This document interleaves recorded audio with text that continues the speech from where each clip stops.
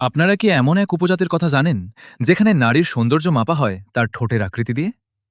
শুনতে অবাক শোনালেও ইথিওপিয়ার গভীর ওমো উপত্যকার মুরসি উপজাতির নারীরা যুগ যুগ ধরে এমনই এক চরম ও অবিশ্বাস্য প্রথা বয়ে চলেছেন।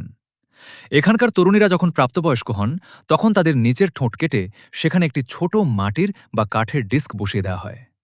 বয়স বাড়ার সাথে সাথে সেই ডিস্কের আকারও বড় করতে থাকা হয়। এই অদ্ভুত সংস্কৃতিতে প্লেটের সাইজ যত বড় হয়, সমাজে সেই নারীর সৌন্দর্য ও সম্মান তত বেশি বলে ধরা হয়। কিন্তু প্রশ্ন হল, কেন এমন কষ্টদায়ক প্রথার জন্ম হল?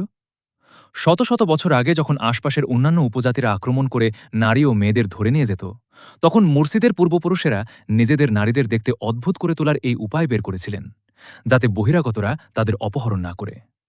সময়ের পালা বদলে সেই আত্মরক্ষার কৌশলই আজ তাদের ঐতিহ্য ও পরিচয়ের প্রতীক হয়ে দাঁড়িয়েছে। আধুনিক দুনিয়া থেকে সম্পূর্ণ বিচ্ছিন্ন এই মানুষগুলোর সংস্কৃতি সত্যিই আমাদের অবাক করে দেয়। এমন অজানা ও রোমাঞ্চকর সব রহস্য জানতে চ্যানেলটি সাবস্ক্রাইব করে আমাদের সাথেই থাকুন।